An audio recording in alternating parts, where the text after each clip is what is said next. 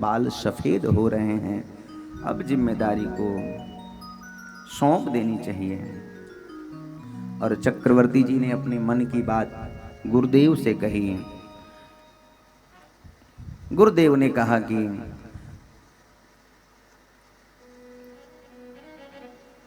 शुभ कार्य करने में विलंब नहीं करना चाहिए। बेग विलंब न करी नृप, साजिय सबु समाज, सुदिन सुमंगल तबहि, जब राम हो ही जुबराज। प्रजाओं की बस एक ही इच्छा है कि अब हमारे राम राजा बने। सबकी मन की बस एक ही इच्छा है, राम राजा बने। गुरुदेव ने शुभ दिन सुनिश्चित कर दिया, शुभ काम में विलंब नहीं करना चाहिए। और जैसे राम के राज्याभिषेक की बात अयोध्यावासियों ने सुनी, सारे अयोध्यावासी बड़े हर्षित हुए, बड़े प्रसन्न हुए। राम राज्य अभिषेक सुनी, ये हर्षे नर नारे, लगे सुमंगल सजन तव, विधि अनुकूल विचारे। सारे अयोध्यावासी मंगल महोत्सव गाने लगे। राजे भी देखे, महाराजे भी देखे, मेरे राम जैसा कोई राजा न देखा। सब महाराज उत्सव मना रहे थे, परंतु देवता विघ्न मनाने लगे। सारे देवता जो है दौड़ते हुए सरस्वती के पास में पहुंचे हैं, शिवरंजनी भर करके। और देवता सरस्वती से जाके कहते हैं, मां आज हमारी सहायता करो, आज हम आपकी शरण में आई हैं।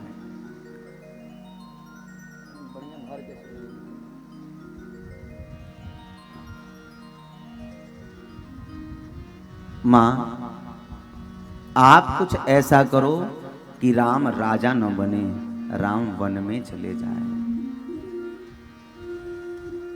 सरस्वती ने कहा कि देवताओं तुम कितने स्वार्थी हो, अपने स्वार्थ सिद्ध करने के लिए राम को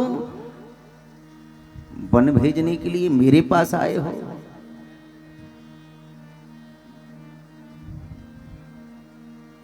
भर करके शिवरंजनी बजाइए।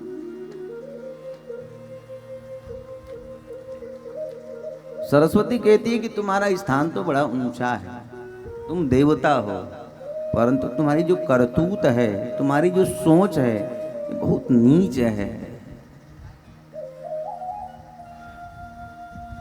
ऊंचे निवासु नीच करतूती, ऊंचे निवासु नीच करतूती, देख न सकहीं पराई विभूति, देख न सकहीं पराई विभूति। ऊंचे निवास नीच करतूती, ऊंचे निवास नीच करतूती, देख न सकहीं पराई विभूति, देख न सकहीं पराई विभूति। देवता कहते हैं कि मां आज आपने हमारी सहायता नहीं की तो अनर्थ हो जाएगा। राम यदि राजा बन गए तो भक्तिमती शबरी गुरु वचन पर विश्वास करके वर्षों से प्रतीक्षा कर रही हैं कि राम हमारे घर आएंगे, राम हमारी कुटिया पे पधारेंगे। मां भक्तिमती शबरी को दर्शन कौन देगा? वो रावण कुंभकर्ण जिनका अत्याचार इस भूमंडल पर बढ़ता जा रहा है, उनका उद्धार कौन करेगा? भगवान के अवतार का जो प्रयोजन है सब अधूरा रह जाएगा यदि राम राजा बन गए तो।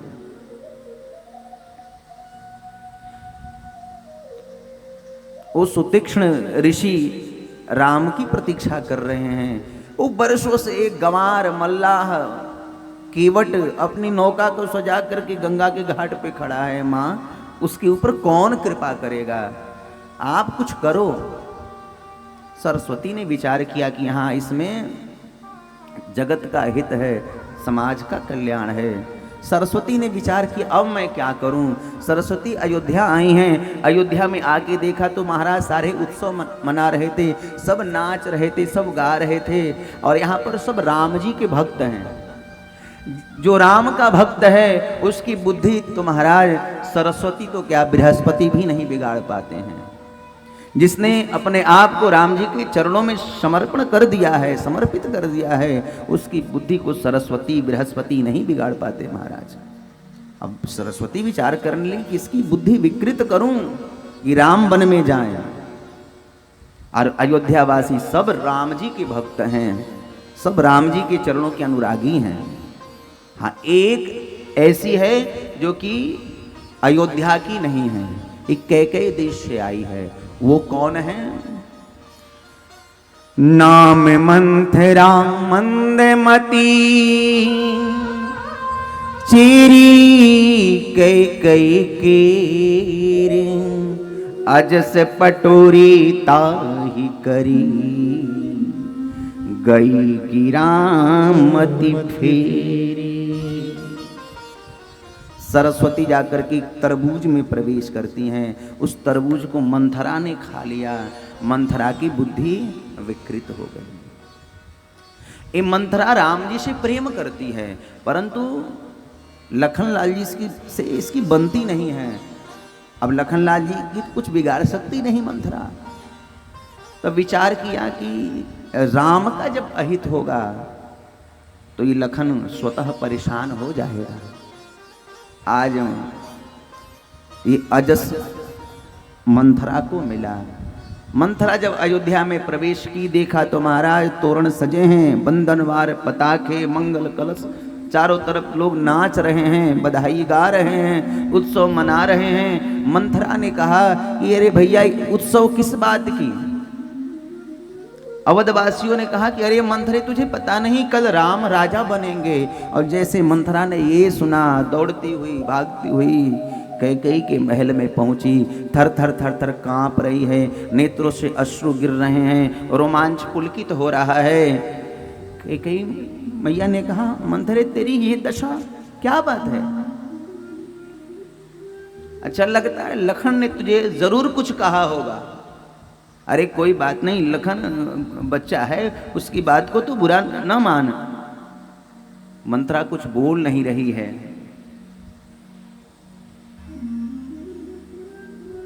अरे मंथरे, बता तो सही, महाराज तो ठीक है ना? कुछ बोल नहीं रही है। अरे मंथरे, तुझे हुआ क्या आज? मेरा राम तो ठीक है ना? राम जी से कैकेयी अतिशय प्रेम करती हैं।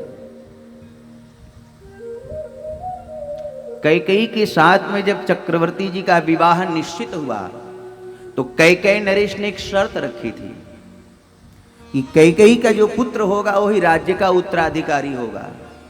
चक्रवर्ती जी ने कहा कि नहीं, ये संभव नहीं है। नियम है, परंपरा है, जो बड़ी रानी है कौशल्या, उन्हीं का पुत्र राज्य का उत्तराधिकारी होगा। कैकेयी ने इशारे में महाराज से कहा कि महाराज आप हाँ कह दीजिए, इस समय, जब समय आएगा तो सब संभाल लूंगी मैं। विवाह हुआ, चारों पुत्रों का जन्म हुआ। कैकेयी नरेश बधाई लेकर के आए अयोध्या चक्रवर्ती जी को बधाई देने। कैकेयी मैया ने क्या किया? कौशल्या नंदन प्रभु श्री राम को अपने गोद में ले लिया और अपने पुत्र भरतलाल को कौशल्या मैया की गोद में दे दिया और अपने पिता से दिखा दिया, देखो पिताजी, यही मेरा पुत्र है और यही आगे चल के राज्य का उत्तराधिकारी बनेगा। इतना स्नेह है महाराज।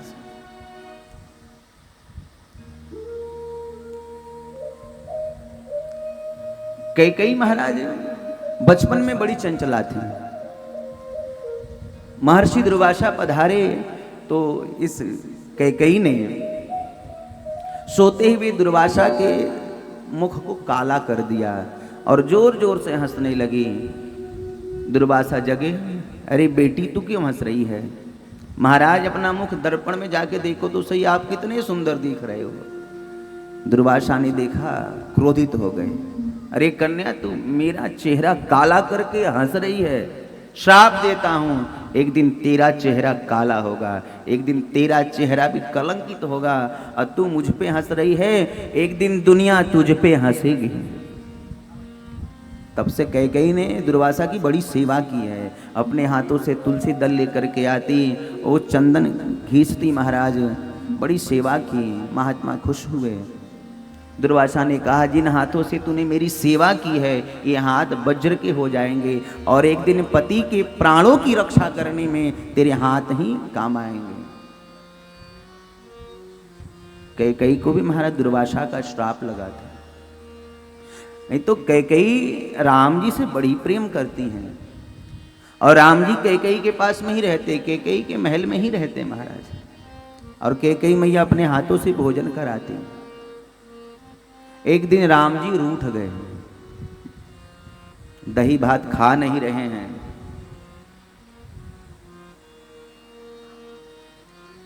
कैकेयी मैया ने कहा, राघव क्या बात है? राम जी कहने लगे, कुछ मांगना चाहता हूं। कैकेयी मैया बोली, मांग क्या चाहिए? मां तुम उसे नहीं दे सकती हो। अरे राम, तुम मांगने में देरी करेगा, कैकेयी देने में देरी नहीं करेगी। तू मांग के देख, तुझे क्या चाहिए। मां, यदि आपने मुझे ये वरदान दे दिया तो दुनिया में कोई अपनी बाप अपनी बेटी का नाम कैकेयी नहीं रखेगा, आपका नाम कलंकित हो जाएगा। राम नाम की परवाह नहीं, मुझे राम की परवाह है। मुझे राम चाहिए, मेरा राम प्रसन्न रहे। मां, यदि आपने ये वरदान मुझे आज दे दिया तो आपका बड़ा अपयश होगा। राम, मुझे यश नहीं चाहिए, मुझे अपयश स्वीकार है। मां, यदि आपने ये वरदान मुझे दे दिया तो हो सकता है आपको विधवा होना पड़े। और महाराज, ये बात तो भारतीय नारी की जीवन में खटक जाती है। भारत की कोई नारी विधवा होना पसंद नहीं करती है। कैकेयी बोली, राम मैं विधवा नहीं। राम तू खुश रहे, तू प्रसन्न रहे, तेरे लिए मैं वैधव्य स्वीकार करने को तैयार हूं, परंतु मेरा राम प्रसन्न रहे, मेरा राम खुश रहे। बता तुझे मैं क्या दूं? मां, मेरे सिर का सौगंध लेकर के कहो, आज मैं जो मांगूंगा तुम मुझे दोगी।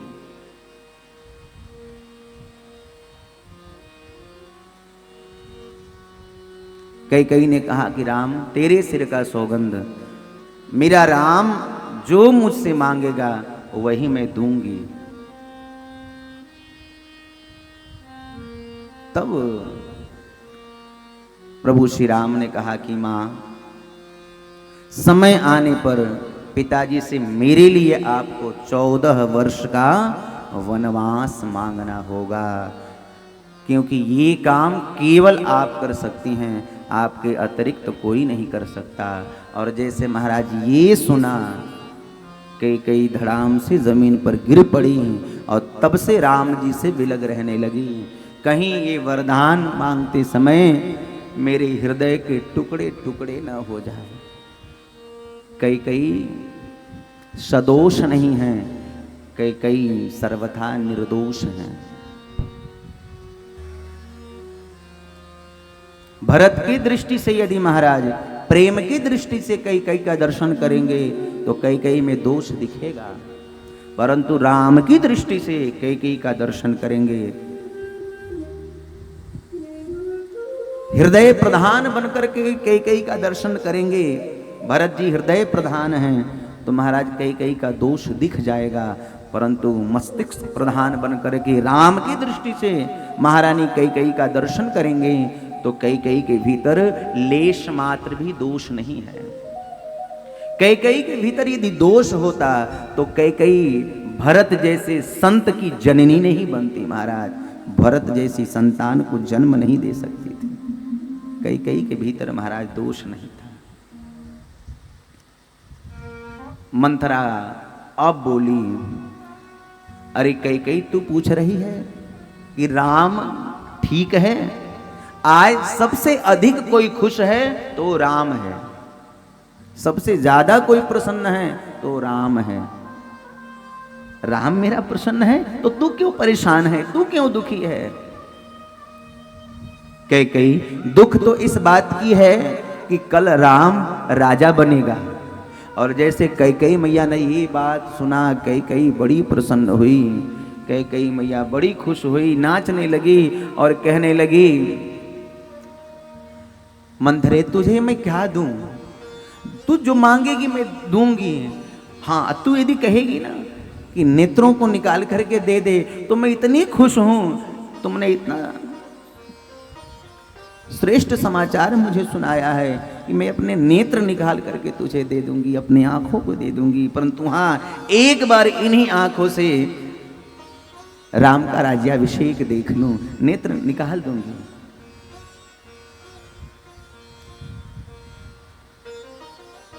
तू कुबड़ी है ना, तेरी कुबड़ की मैं पूजा करवाऊंगी।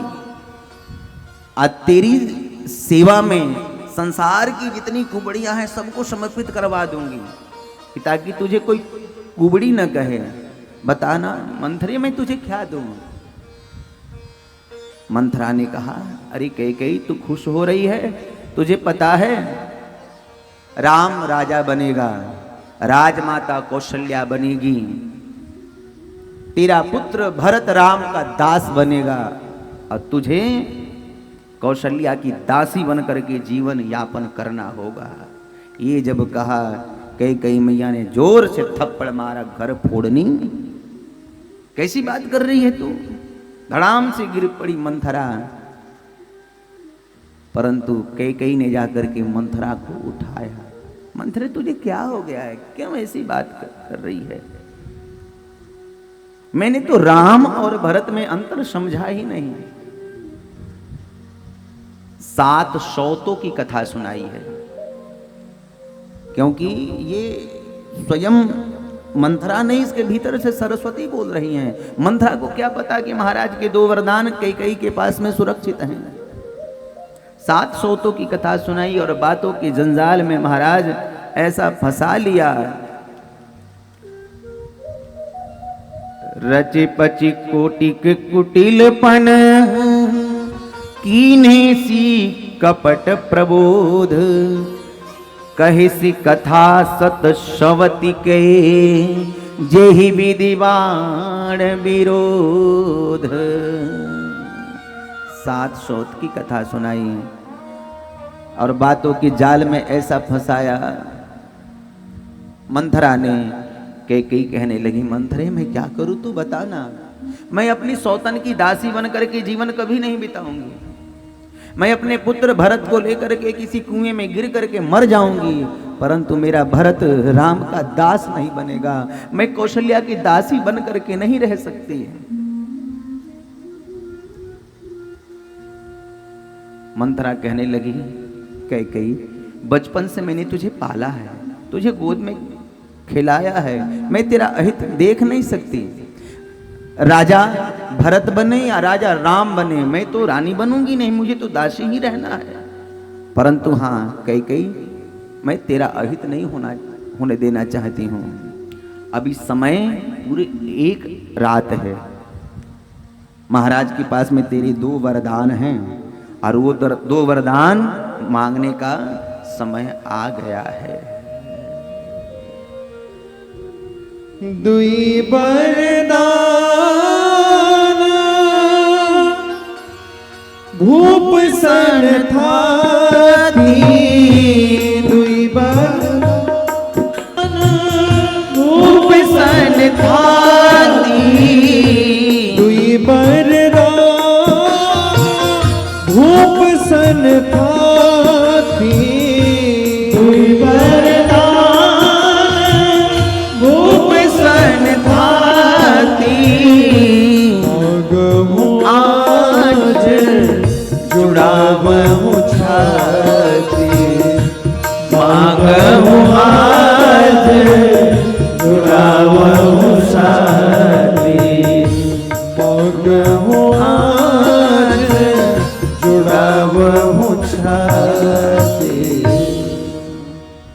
कही याद कर, महाराज के पास में तेरे 2 वरदान सुरक्षित हैं और आज वरदानों को मांगने का समय आ गया है। सुन, ऐसा करना, पहला वरदान मांग लेना, राम की जगह पर भरत राजा बने, और दूसरा वरदान मांग लेना कि राम 14 वर्ष के लिए वन में चला जाए। क्योंकि हाँ, भरत यदि राजा बन गया और लखन यदि अयोध्या में रहा तो ये भरत को चैन से नहीं रहने देगा। राम वन में जाएगा तो राम के साथ में लखन भी जाएगा, क्योंकि लखन के लिए तू वनवास मांगेगी तो लखन कभी जाएगा नहीं। इसलिए राम के लिए तू वनवास मांगना। राम बन जाएगा और राम के साथ में लक्ष्मण भी चला जाएगा,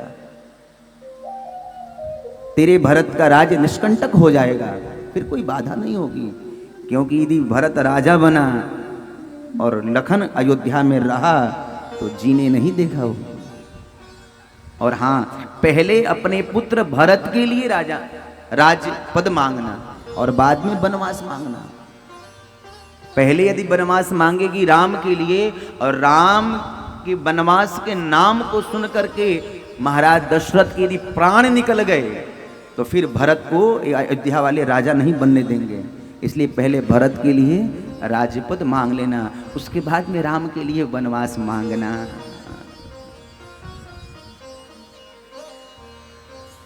सुत ही राजू राम ही बनवासु, सुत ही राजू राम बनवासु, सुत ही राज राम ही बनवासु, सुत ही राज राम ही बनवासु, देहो ले हो सब तिहु लासो, देहो ले हो सब तिहु लासो, कही राज रामहि बनवासो, कही राज रामहि बनवासो। और तब कई को भवन में जाकर के बैठे। रात्रि हुई, महाराज जब महल में आए तो रनिवास में, राजमहल में, अंतःपुर में महारानी कई नहीं है। पता चला कि महारानी कोप भवन में जाके बैठी हैं। महाराज गए हैं, अरे देवी क्या बात है, तुम कोप भवन में, तुम्हें पता होना चाहिए कल तुम्हारा राम राजा बनेगा। कई खुश नहीं हुई। चक्रवर्ती जी समझ गए कई तो राम से अतिशय प्रेम करती हैं और राम के राज्याभिषेक सुनकर कि इनके मुख पे प्रसन्नता नहीं है, मुख मलिन है, अवश्य कोई बात है। साँझ समय सानंद नृप गयऊं कई गेह, गवन निठुरता निकट किए, जनु धरि देह स्नेह। कई कुछ बोल नहीं रही हैं। चक्रवर्ती जी कह रहे हैं, अरे देवी बताओ तो सही, क्या बात है, क्यों नाराज हो? कई ने कहा कि महाराज मेरे 2 वरदान आपके पास में हैं और वो वरदान मांगने का समय आ चुका है, मैं वरदान मांगना चाहता हूं। चक्रवर्ती जी ने कहा कि देवी तुम कैसी बात करती हो, तुम 2 नहीं तुम 10 मांग लो, परंतु इस प्रकार से उदास निराश तुम अच्छी नहीं लग रही हो। तुम अपने वस्त्रों को धारण करो, अपने अलंकार को धारण करो, अपने सुंदर श्रृंगार करो, तुम इस वेश में ठीक नहीं लग रही हो। मैं तो तुम्हें वरदान दूंगा, तुम मांगो तो सही क्या चाहिए। कई ने कहा कि नहीं ऐसे नहीं है, राम के सिर का सौगंध लेके कहो जो मैं आज मांगूंगी तुम दोगे, और दे करके एहसान नहीं करोगे मेरे ऊपर, मेरे ही वरदान आपके पास में हैं, मैं उसी को लूंगी। चक्रवर्ती जी कहते हैं कि देवी कैसी बात करती हूँ, राम का सौगंध, अरे तुम मांगो मैं देने के लिए तैयार हूं। हम रघुवंशी हैं, रघुवंशी अपने प्राणों को समर्पित करके, प्राणोत्सर्ग करके अपने वचन की रक्षा करते हैं। रघुकुल रीत सदा चली आई, रघुकुल रीत सदा चली आई, रघुकुल रीत सदा चली आई, रघुकुल रीत सदा चली आई, प्राण जाहो पर वचन न जाए, प्राण जाहो पर वचन न जाए। ये रघुवंशी प्राण को दाव पे लगा करके अपने वचन की रक्षा करते हैं। देवी तुम मांगो क्या चाहिए? नहीं नहीं महाराज, ये मीठी मीठी बातें करने से मैं खुश नहीं हो जाऊंगी, आप राम के सिर का सौगंध लेके कहो, जो मांगूंगी आप दोगे। तब चक्रवर्ती जी ने कहा देवी राम के सिर का सौगंध लेके कह रहा हूं, आज जो तुम मांगोगी मैं वही दूंगा, परंतु अपना श्रृंगार धारण करो, अपने अलंकार को धारण करो। कई कई खुश हो गई और कई कई अपने दिव्य आभूषण अलंकार श्रृंगार धारण करने लगी, सजने लगी। मानो ऐसा प्रतीत हो रहा है किसी व्यक्ति को डसने के लिए नागिन तैयार हो रही हो। और सज धज करके आई और चक्रवर्ती जी के समक्ष बैठ करके मुस्कुराने लगी और कहने लगी महाराज मेरे वरदान देने के लिए तैयार हो जाओ। मेरा पहला वरदान है, हे प्राण प्रिय, मेरा पहला वरदान यही है कि राम की जगह पर मेरा भरत अयोध्या का राजा बने हैं।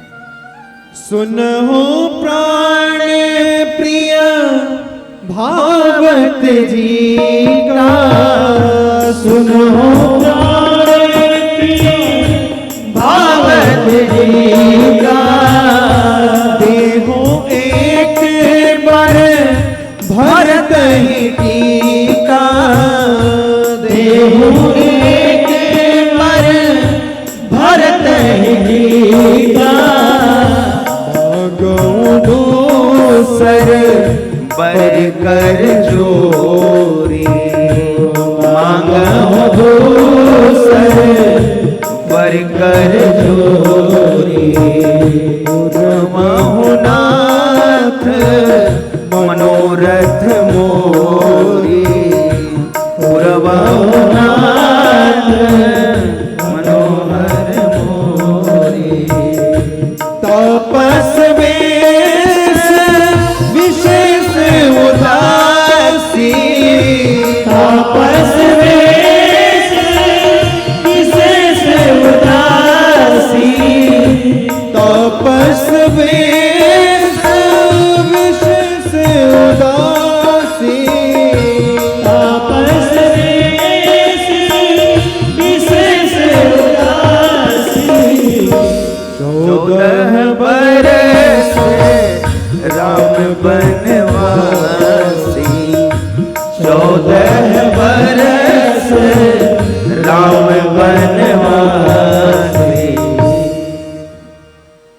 मांगहु दूसर बर कर जोड़ी, पुरहु नाथ मनोहर मोरी। तापस वेश विशेष उदासी, 14 बरस राम बनवासी। तपस्वियों का वेश धारण करके राम 14 वर्ष के लिए वन में जीवन यापन करें। पहला वरदान मांगा, देहु एक वर भरत ही टीका। मेरा पहला वरदान ये है कि राम की जगह पर भरत राजा बने। चक्रवर्ती जी कहने लगे, देवी मैंने तो राम में और भरत में भेद ही नहीं समझा। कोई बात नहीं देवी, मैं भरत को राजा बना दूंगा। परंतु दूसरा वरदान जैसे मांगा महाराज, चक्रवर्ती जी धड़ाम से जमीन पे गिर पड़े और गिर करके महाराज कुछ क्षणों के लिए तो मूर्छित तो हो गए।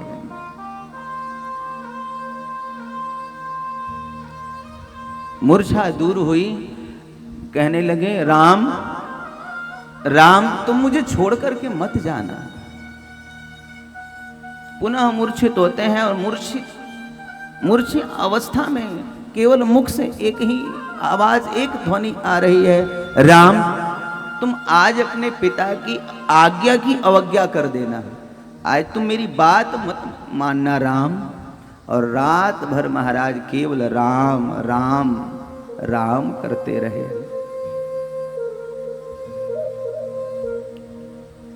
सुबह हुई, इधर राज्याभिषेक की तैयारी शुरू हो गई। गुरुदेव वशिष्ठ पधारे, सप्त सरोवर का जल लाया गया, सर्व औषधि सप्त मृतिका। सैनिक महाराज तैयार हैं सलामी देने के लिए। सारे नगरवासी सुंदर श्रृंगार करके सज धज करके राजमहल के दरवाजे पे खड़े हैं। आज हमारे राम राजा बनेंगे, आज हमारे रघुवर राजा बनेंगे। सूर्योदय महाराज हो गया, परंतु चक्रवर्ती जी महारानी कैकेयी के महल से बाहर नहीं निकले। ब्राह्मण पधारे हैं वेद मंत्रों की ध्वनि करने के लिए, स्वस्ति वाचन का पाठ करने के लिए, परंतु चक्रवर्ती जी बाहर नहीं निकल रहे हैं।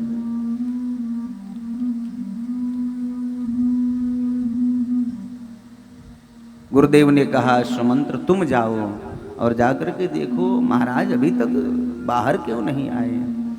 सुमंत्र जी ने जाकर के महाराज देखा तो महाराज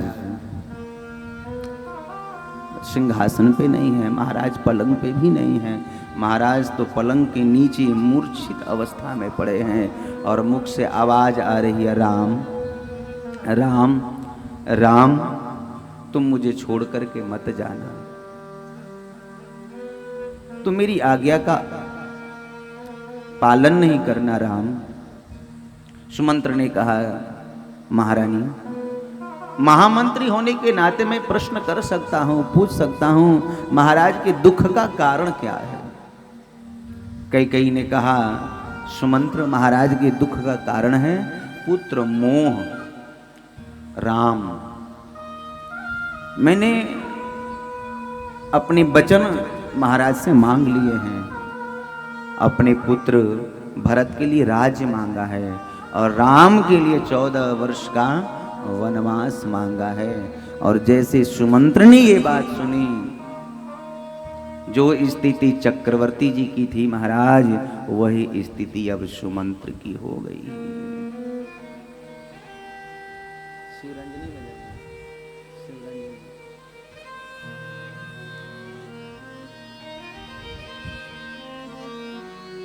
एक बार के लिए तो धड़ाम से गिर पड़े सुमंत्र। अब विचार करने लगे, इस बात को अब गुरुदेव से कैसे कहूं, प्रजा के सामने कैसे रखूं। विचार किया कि राम से जाकर के इस बात को कहना चाहिए। और सुमंत्र ने जाकर के राम से कहा कि अविलंब आपको पिता बुला रहे हैं, आप जाओ। और राम जी आए हैं। राम जी ने देखा तो महाराज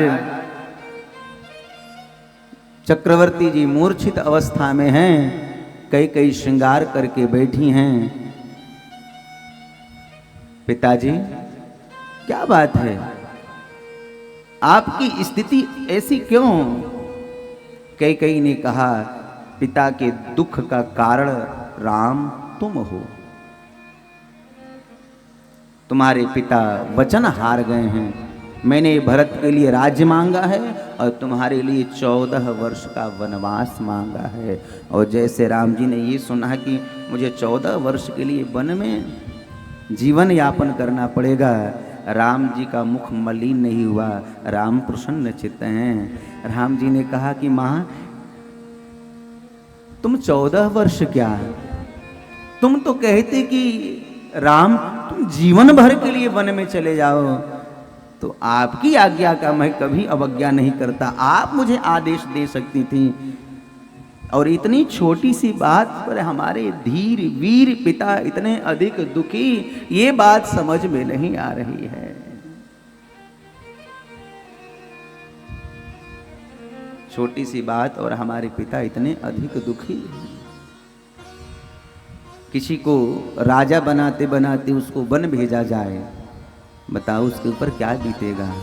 लेकिन राम जी प्रसन्न हैं। चक्रवर्ती जी ने एक बार भी नहीं कहा कि राम तुम वन में जाओ, लेकिन पिता की दिए हुए वचन की रक्षा करने के लिए राम वन में जाने के लिए तैयार हो गए। अब विचार किया कि अपने मां कौशल्या से कैसे कहूं। राम जी अपनी मैया कौशल्या के पास में गए हैं। कौशल्या मैया कहने लगी, राघव तुम कहाँ थे? अरे देखो तुम्हारे लिए मैंने अपने हाथों से पोशाक बनाया है, इसी वस्त्र को पहन करके तुम राजा बनना। देखो अपने हाथों से सुंदर सुंदर ये मालाएं मैंने बनाई है, इसी माला को तुम धारण करना। राम तुम खड़े क्यों हो, बैठो तो सही। राम जी ने विचार किया कि किस प्रकार से अपनी मैया से इस बात को कहूं, किस प्रकार से मैया को समझाऊं। राम मां के दिए हुए आसन पे नहीं बैठोगे? अच्छा तुम्हें आज राज सिंहासन पे बैठना है, इसलिए मां के दिए हुए आसन को ठुकरा रहे हो। राघव बैठो, मैं तुम्हारी मां हूं, मुझे पता है राज्याभिषेक होगा, वहां ब्राह्मण आए हैं और अपना वैदुष्य प्रदर्शित करने के लिए वहां घंटों समय लगाएंगे। मेरा राम तुम भूखे रहोगे, कुछ अब मेरे हाथों से पहले खा लो, वहां बहुत समय लगेगा। राम जी सोचने लगे क्या कहूं अपनी मैया से। राम जी ने बहुत संभाल करके अपनी बात रखी है। राम जी ने कहा कि मां तुम मुझे एक बात बताओ, मैं बड़ा हूं या भरत बड़ा है? राम तू बड़ा है, भरत तुझसे छोटा है, भरत तेरा छोटा भाई है। मां एक और बात बताओ, अयोध्या बड़ी है या जंगल बड़ा है? राम अयोध्या छोटी है, जंगल बहुत बड़ा है। मां आज मेरे पिता ने एक उचित निर्णय किया है। ये भरत जो है ना, ये छोटा है ना, इसलिए छोटे भाई भरत को अयोध्या का छोटा राज्य प्रदान कर दिया है। अब मैं बड़ा बेटा हूं ना, मैं बड़ा भाई हूं, इसलिए वन का बड़ा राज्य मुझे प्रदान किया है, मुझे वन का राजा बनाया है। पिता दीन मोहि कानन राजो, पिता दीन मोहि कानन राजो, पिता दीन मोहि कानन राजो, पिता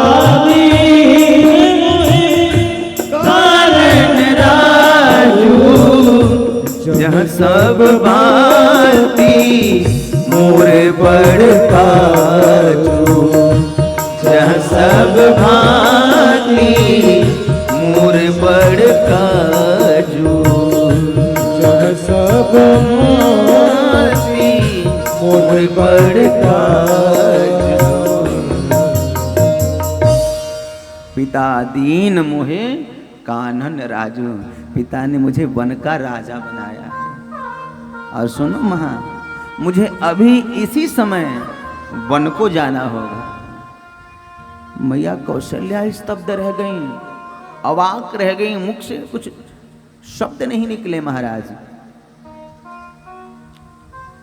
राम जी ने विचार किया, मैंने इतने संभाल करके अपनी बात रखी, मैया को क्या हो गया।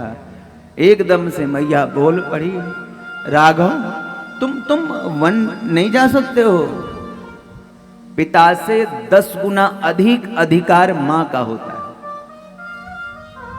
मैं तुम्हें आज्ञा दे रही हूं, तुम वन नहीं जा सकते हो। राम जी ने कहा, मां मुझे मां की आज्ञा भी मिल गई है। मां की आज्ञा मैंने कब आज्ञा दिया है? मां मुझे मैया कैकेयी की आज्ञा मिली है। कैकेयी मैया ने मुझे आज्ञा दे दी है वन जाने की। कौशल्या मैया कहने लगी, राघव यदि कैकेयी ने तुम्हें आज्ञा दे दिया है, अब मैं तुम्हें नहीं रोक सकती। तुम वन के लिए जा सकते हो। सीता जी आई हैं, साथ में जाने के लिए तैयार हुई हैं। राम जी कहते हैं, सीता वहाँ राजमहल नहीं, वो वन है, वन में रहना है। वहां पर छत नहीं है, वृक्षों के नीचे रहना होगा। सीता जी कहती हैं, प्रभु कैसी बात करते हो? आप अपनी माता पिता की आज्ञा का पालन करने के लिए वन में जा रहे हो, तो क्या मैं अपनी माता पिता की आज्ञा का पालन नहीं करूं? मेरी मैया सुनैना और मेरे पिताजी ने मुझे आज्ञा दिया है, जहां तेरे पति रहेंगे तेरे लिए वहीं तेरा स्वर्ग होगा। जहां आप रहोगे वहां मैं रहूंगी। आपने कहा वहां वृक्ष के नीचे रहना होगा। धरती पर शयन करना होगा।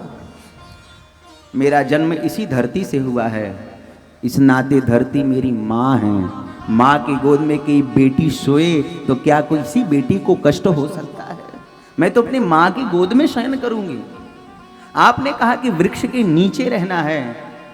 धरती से वृक्ष प्रकट हुए हैं, धरती से मैं प्रकट हुई हूं, इस नाते वृक्ष मेरे भाई हैं और भाई की छत्र छाया में बहन कभी दुखी नहीं रह सकती है।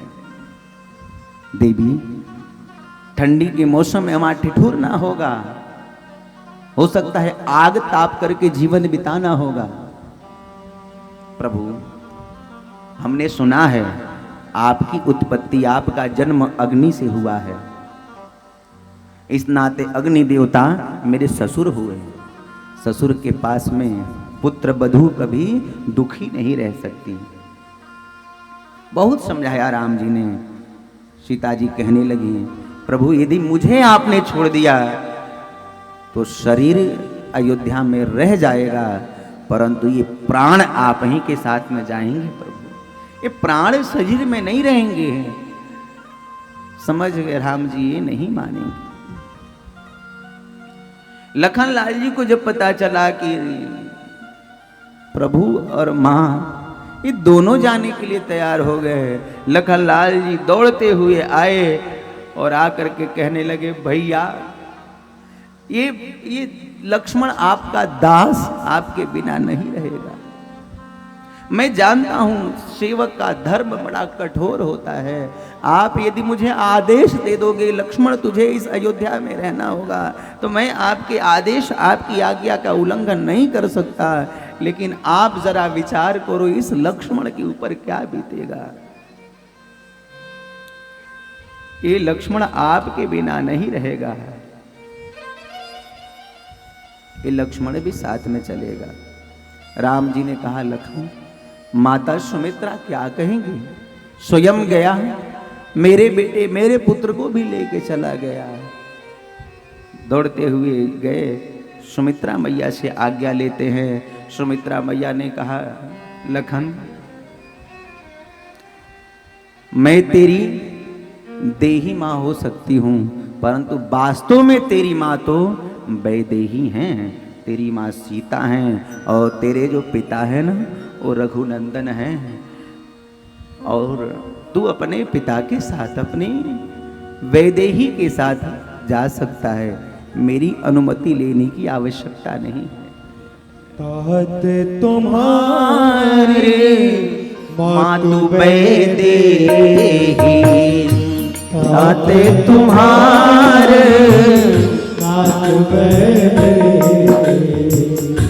ताते तुम्हारी मौत बेदेही,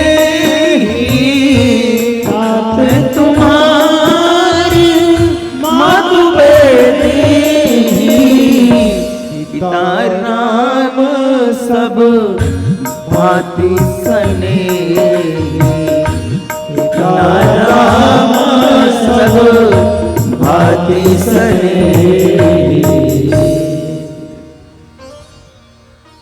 तुम्हारे पिता राम हैं, तुम्हारी माँ वैदेही है, तुम जा सकते हो। मैं तो बस देही माँ हूं, मैं तो जन्म देने वाली माँ हूं, परंतु असली माँ वैदेही है। और एक माँ का जीवन सफल कब है? एक माँ पुत्रवती कहलाने की अधिकारिणी कब है? जब उसकी संतान, उसका पुत्र भगवान की सेवा करे, भगवान की भक्ति करे। पुत्रवती जुवती जग सोई, पुत्रवती जुवती जग सोई, पुत्रवती जुवती जग सोई, पुत्रवती जुवती जग सोई। रघुपति भगत जासु सुत होई, रघुपति भगत जासु सुत होई। नतरो बाजे भली बाधी बियाणी, नतरो बाजे बाधी बियाणी, राम विमुख सुत हित जानी, राम विमुख सुत हित जानी। पुत्रवती जुवती जग सोई, रघुपति भगत जासु सुत होई। माँ पुत्रवती कौन है? जिसकी संतान भगवान की भक्ति करे, जिसकी संतान राम जी की सेवा करे। यदि किसी की संतान भगवान की सेवा नहीं करती, किसी की संतान राष्ट्र की सेवा नहीं करती, संतान समाज की सेवा नहीं करती, वो केवल पुत्र अपने माँ को प्रसव की पीड़ा देने के लिए ही जन्म लेता है।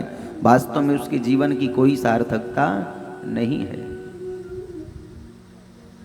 देखिए, भक्ति में कोई समझौता नहीं है। दुनिया में 4 संबंध बड़े करीबी होते हैं। पहला संबंध माँ का, शास्त्रों ने भी आदेश दिया है, मातृदेवो भव। सबसे पहले माँ का स्थान है। दुनिया में सबसे बड़ा कोई जगह स्थान है, बड़ी कोई जगह है, वो माँ का है। सबसे अधिक महाराज ऊंचा स्थान माँ का होता है, मातृदेवो भव। दूसरा पिता का, तीसरा महाराज भाई का, और चौथा गुरु का।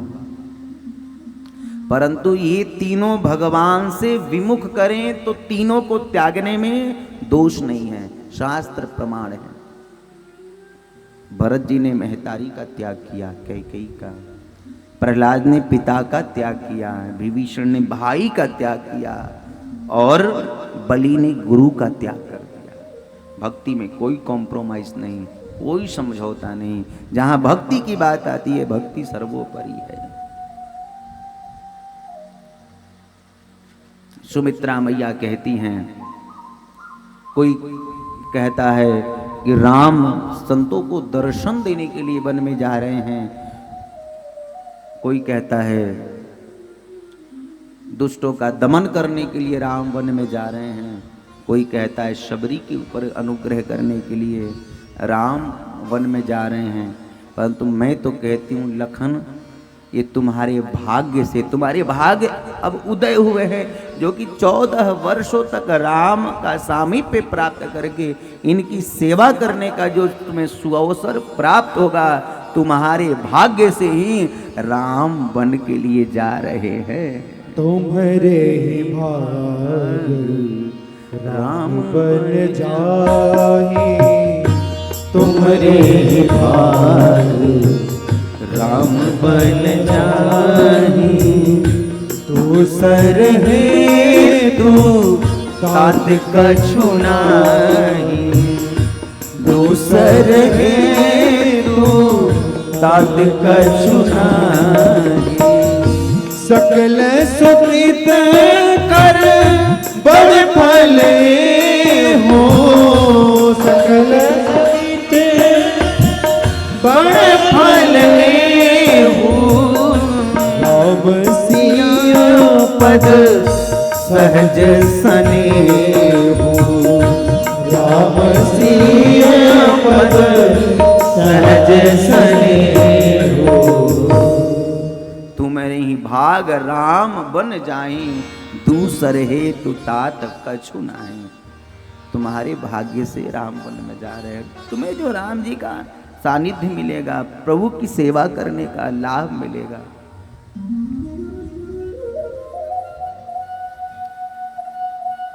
कैकेयी के वरदान पर यदि हम दृष्टि डालें तो कैकेयी ने केवल राम के लिए वनवास नहीं मांगा। तापस यानी तपस्वी, वेश, तपस्वियों का वेश धारण करना।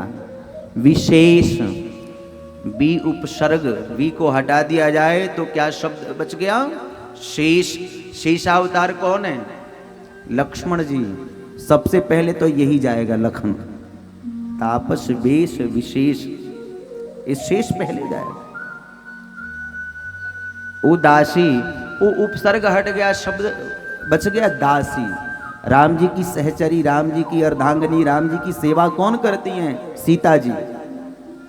लखन जाएगा, उसके बाद सीता जाएगी। तापस, वेश, विशेष, उदासी, और उसके बाद कहा 14 वर्ष राम वनवासी।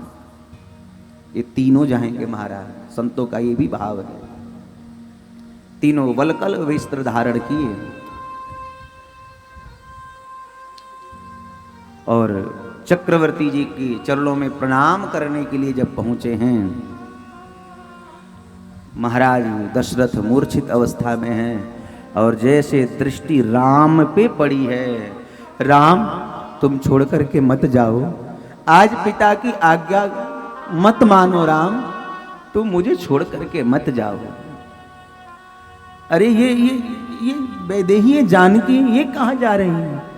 महाराज जनक क्या कहेंगे? मेरी बेटी को महाराज ने वन में भेज दिया। लखन तुम भी मत जाओ। पिता के चरणों में प्रणाम किए, खड़े नहीं हो पा रहे महाराज, शरीर में शक्ति नहीं रही, बस केवल मुख से आवाज निकल रही है, राम रुक जाओ, राम तुम मत जाओ, सुमंत्र सुनो, मेरी आज्ञा है। ये राम थोड़ा जिद्दी जरूर है, तुम इसे ले करके जाओ, बस वन को दिखा देना, वन में थोड़ा घुमा करके, मेरी आज्ञा है, तुम पुनः वापस लेके आ जाना। और हाँ, यदि राम नहीं माने तो इस जानकी को तो जरूर वापस लेके चले आना। सुमंत ने महाराज रथ को तैयार कर लिया। अयोध्या वासियों को जब पता चला कि राम वन में जा रहे हैं, मानो महाराज इनके ऊपर विपत्ति का पर्वत टूट करके गिर गया। विकल हो उठे अयोध्यावासी। रथ में जाकर के जब आरूढ़ हुए, चारों तरफ जो वंदनवार पताखे सजे थे सबने तोड़ दिए, मंगल कलश फोड़ दिए, रंगोलियां अपने पैरों से मिटा डाली। चारों तरफ महाराज शोक छा गया। अवधवासी कहने लगे, जहां हमारे राम वहीं हमारी अयोध्या, हम तो आप ही के साथ में चलेंगे।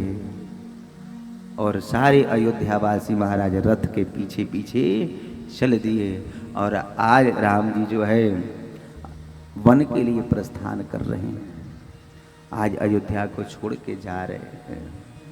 छोड़ चले मुख मोड़ चले, छोड़ चले मुख मोड़ चले, आज हमारे राम अयोध्या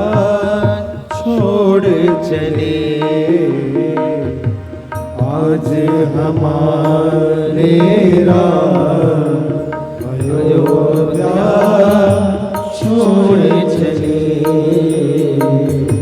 छोड़ चले मुख मोड़ चले, छोड़ चले मुख मोड़ चले, छोड़ चले मुख मोड़ चले। आज हमारे राम अयोध्या छोड़ चले, आज हमारे राम अयोध्या छोड़ चले।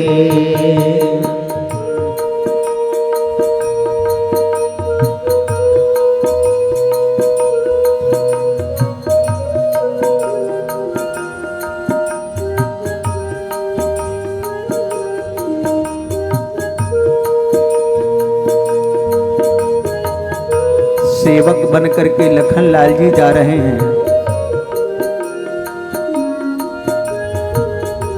जानकी जी प्रीतम की परछाई बन के जा रही हैं।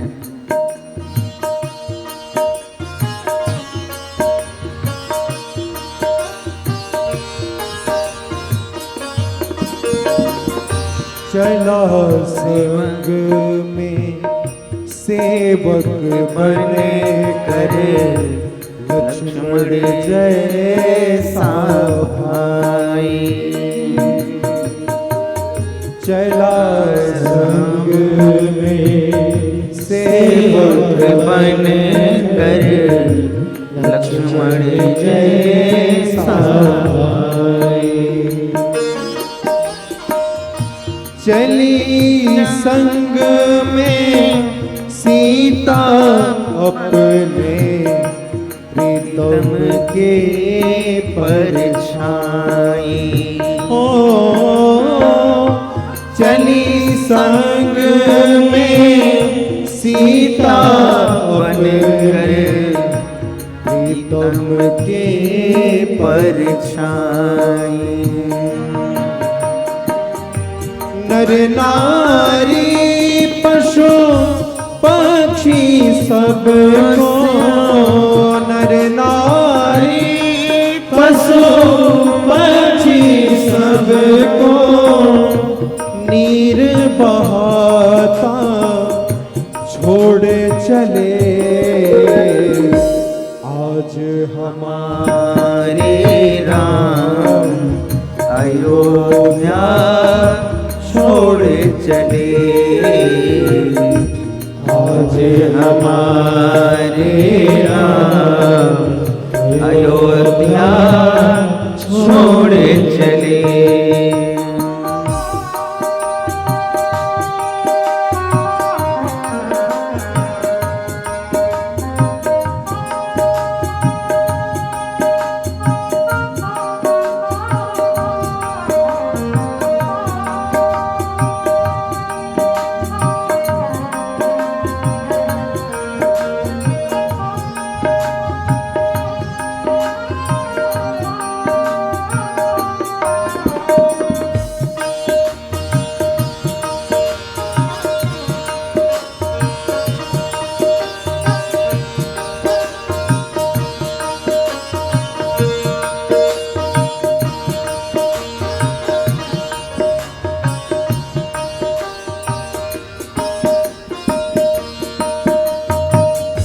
जैसे बछड़े छिन जाने पर रोया करती गैया,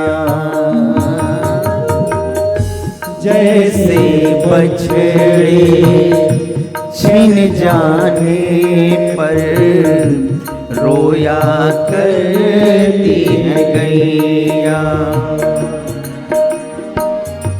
वैसे अब तो रोय रही है राम लखन की मैया।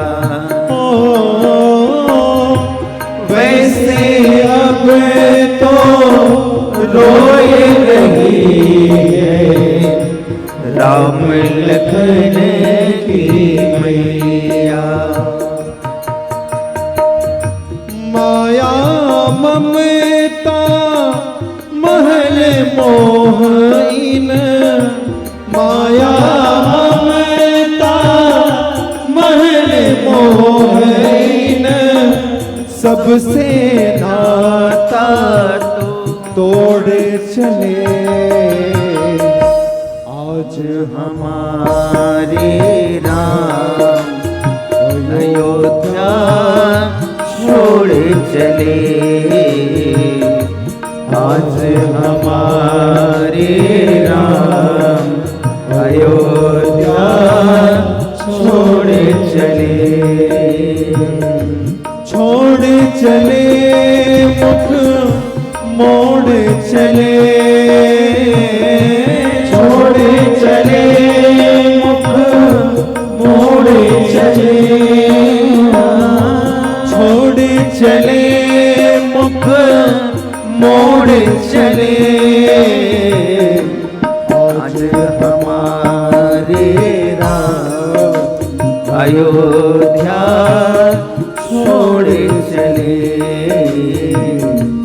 आज हमारे राम अयोध्या छोड़ चले। भगवान ने